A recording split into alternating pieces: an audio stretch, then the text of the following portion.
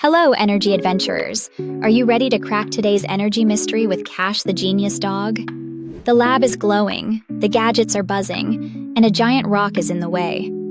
Let's get moving. The energy lab hums with excitement as glowing gears spin and plasma lights flicker. Suddenly, boom! The doors fly open and in zooms Cash, the genius pit bull with red glasses and a wagging tail. In front of him, a giant rock. Cash tilts his head. How do I move this boulder without turning into Superdog?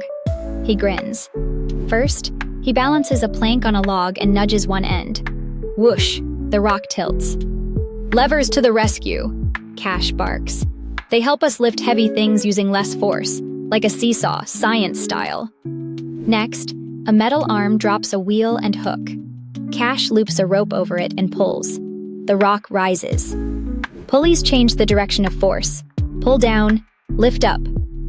Finally, he builds a ramp and rolls the rock. Inclined planes spread the effort out.